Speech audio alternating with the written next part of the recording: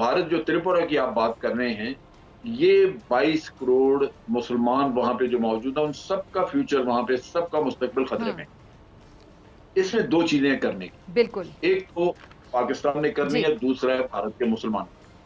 भारत के मुसलमानों ने कुछ छोटी ठीक है। तादाद ही, उसकी 22 करोड़ बहुत बड़ी तादाद है, उनको अपने हकूक के लिए खड़ा होना चाहिए हुँ, जो वहाँ नहीं हो रहे। क्या वो अपनी आइंदा हुँ, नस्लों का मुस्तकबिल गिरवी रखना चाहते हैं या महफूज़ करना चाहते हैं? तो अगर वो महफूज़ करना हुँ, चाहते हैं, हुँ, जो कि नज़र आ रहा है कि अब भारत में जो नफ़रत का सिलसिला चल निकला मुसलमानों के खिलाफ, ये रुकेगा नहीं, ये बढ़ेगा। और इन हालात में बिल्कुल ऐसा ही है। हाँ, इन मुसलमानों को अपने लिए कोई ना कोई रास्ता ढूँढना होगा। रास्ता वही है, जो पाकिस्तान बना 1947 में कायद-ए-आज़म ने रास्ता तलाश करके दिया। रास्ता यही है, लेकिन हुँ। जद्दोजहद की ज़रूरत है, कुर्बानियों की ज़रूरत है।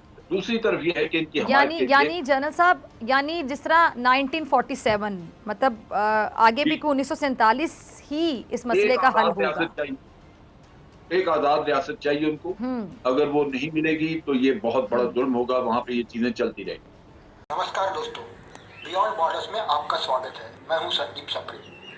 दोस्तों, कुछ दिन पहले त्रिपुरा में कुछ हिंसक घटनाएं हुई थी, ऐसी न्यूज़ आपने सुनी होगी। न्यूज़ ऐसी भी थी कि कुछ मस्जिदें आहत हो गई, कुछ वीडियोज भी वायरल हुए। कुछ लोग कहते हैं कि ये सब फेक वीडियोज है और पुराने हैं। कुछ लोग कहते थे कि बांग्लादेश में दुर्गा पूजा के पर्व में जो हिंसक घटनाएं हिंदुओं के साथ हुई थी, उसकी ये प्रतिक्रिया थी। लेकिन इसका प्रोपागेंडा करने का चांस पाकिस्तान और डॉक्टर फिजा अकबर खान कैसे छोड़ेगी? और उसके साथ है lieutenant general retired Amjad Shoaib, जो एक टेररिस्ट सपोर्टर है। 2014 में पेशावर में 100 से ज्यादा बच्चों की आर्मी पब्लिक स्कूल में निर्मम हत्या हुई थी। उसका मास्टरमाइंड एहसानुल्लाह एहसान ने खुद आर्मी को सरेंडर किया था और कबूलनामा दिया था। लेकिन इन महाशय ने उसको एक टीवी डिबेट में निर्दोष बताया था, और वो भी एहसान उल्लाह एहसान आर्मी के जेल से भाग गया। भाग नहीं गया, उसे छोड़ा गया।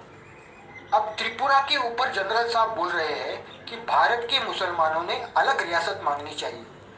अरे भाई, तुम्हें 1947 में मिली, उसका तुमने कबाड़ा किया, और वो यहाँ के मुसलमान देख रहे हैं, वो यहाँ सुखी है। अभी और जनरल साहब क्या तारीफ तोड़ रहे हैं, आप खुद देख लो। हम फिर मिलते हैं। आगे चलते हैं। ये जो त्रिपुरा में मुसलमानों पर हमले किए जा रहे हैं, मसाजिद पर हमले किए जा रहे हैं, मुसलमानों पर तशद्दुद किया जा रहा है, जिसकी जो तस्वीर हैं वो भी सोशल मीडिया पर गर्दिश कर रही हैं, लोग शेयर कर रहे हैं। अब ये जो भारतीय अपोजिशन रहनुमा राहुल गांधी साहब, वो भी जुल्म के खिलाफ खुलकर बोल पड़े हैं। तो आलमी बिरादरी क्यों नहीं बोलती है? मैं अक्सर प्रोग्राम में ये आपसे सवाल करती हूँ और मैं सवाल तब तक उठाती रहूँगी जब तक आलमी बिरादरी वाकई स्टैंड नहीं लेती है। मतलब ये सब कुछ देखते हुए अंधे हो जाते हैं जनरल साहब, सब कुछ सुनते हुए बहरे हो जाते हैं, बोलने की ताकत रखते हुए गूंगे हो जाते हैं, एक्शन लेने की ताकत रखते हुए एक्शन नहीं लेते हैं। तो बेसिकली तो ये लोग कमज़ोर हो गए, या फिर इतने मुफादात इनको अजीज़ हैं कि इंसानियत मर गई, मुफादात जिंदाबाद। ये वही चीज़ है, आप देखिए कि इनकी ज़मीर जो है ना वो स्याह है अंदर से। मुनाफ़िक़त है, मुनाफ़िक़त की हम्म, सियासत है और मुफ़ादात की सियासत है। हम्म, लिहाज़ा अगर हम्म, किसी ऐसे मुल्क में आप देखिए कि हांगकांग में थोड़ा-सा मसला हुआ, चूँकि चाइना को कॉर्नर करना था, हम्म, तो पूरा वेस्टर्न साइड जो है वो शोर मचाना जी, शुरू हो गई, ह्यूमन राइट, डेमोक्रेसी। भारत में हम्म, डेमोक्रेसी का नाम है, लेकिन डेमोक्रेसी है कहीं नहीं। कश्मीर में जो कुछ हो रहा है। फिर ये हम्म, कि ये जो जो मुसलमानों के खिलाफ, अक़लियतों के खिलाफ जो कुछ वहाँ पे किया जा रहा है, तो मग़रबी दुनिया तो 100% मुनाफ़िक़त पे है, अपने मफ़ादात की रोशनी में काम करते हैं। इनका कोई मुफादात के असूल लिए। वग़ैरह नहीं है। इनके असूल अपने ज़ाती मफ़ादात। हम्म, लिहाज़ा उनसे तवक्को करना हम्म, फ़ौरी तौर पे कोई उसमें तब्दीली आ जाए, वो तो नहीं आएगी, क्योंकि आज उनको इंडिया की ज़रूरत है चाइना के खिलाफ। हम्म, लेकिन ये ज़रूर है कि हम्म, हमें इसकी आवाज़ उठानी चाहिए, क्योंकि ये कोई छोटा मसला नहीं है। भारत जो त्रिपुरा की आप बात कर रहे हैं, ये 22 करोड़ मुसलमान वहाँ पे जो मौजूद हैं, उन सबका फ्यूचर वहाँ पे, सबका मुस्तकबिल खतरे में हम्म, है। इसमें 2 चीज़ें करने की, बिल्कुल। एक तो पाकिस्तान ने करनी जी, है, दूसरा है भारत के मुसलमान। भारत के मुसलमानों ने कुछ छोटी ठीक है। तादाद ही, उसकी 22 करोड़ बहुत बड़ी तादाद है, उनको अपने हकूक के लिए खड़ा होना चाहिए हम्म, जो वहाँ नहीं हो रहे। क्या वो अपनी आइंदा हम्म, नस्लों का मुस्तकबिल गिरवी रखना चाहते हैं या महफूज़ करना चाहते हैं? तो अगर वो महफूज़ करना हम्म, चाहते हैं, हम्म, जो कि नज़र आ रहा है कि अब भारत में जो नफरत का सिलसिला चल निकला मुसलमानों के खिलाफ, ये रुकेगा नहीं, ये बढ़ेगा। और इन हालात में बिल्कुल ऐसा ही है। हाँ, इन मुसलमानों को अपने लिए कोई ना कोई रास्ता ढूंढना होगा। रास्ता वही है जो पाकिस्तान बना 1947 में कायदे आज़म ने रास्ता तलाश करके दिया। रास्ता यही है, लेकिन जद्दोजहद की जरूरत है, कुर्बानियों की। दूसरी तरफ यह है कि इनकी यानी जनरल साहब, यानी जिस तरह 1947 मतलब आगे भी 1947 ही इस मसले का हल होगा। एक आजाद रियासत चाहिए उनको। अगर वो नहीं मिलेगी तो ये बहुत बड़ा जुल्म होगा, वहां पे ये चीजें चलती रहेगी।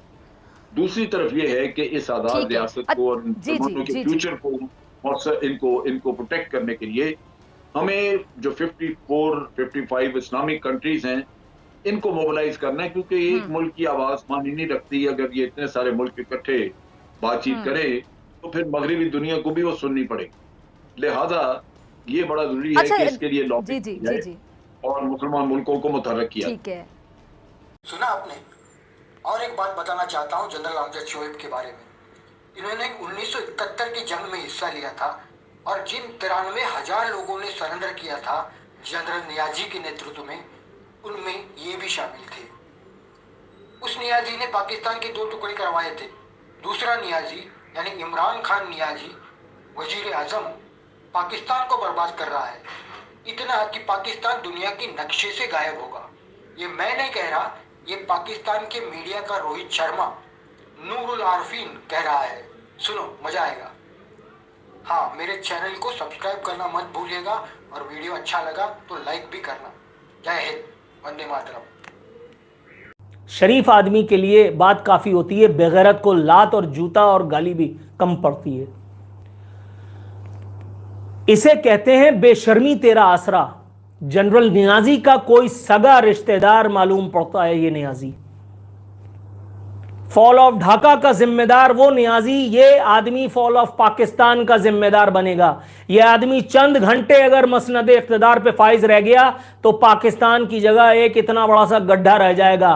मुअर्रिख मुस्तकबिल का अपने बच्चों को बताया करेगा कि ये जगह जो तुम देख रहे हो जहां गड्ढा पड़ा हुआ है, यहां कभी किसी बदबख्त इमरान खान, साकिब निसार, पप्पा जानी की हुकूमत थी और ये वो आखिरी हुकूमत थी जो इस अर्ज़े पाकिस्तान पर कायम हुई और उसके बाद सब उजाड़ दिए गए, फना फिल्ला कर दिए गए।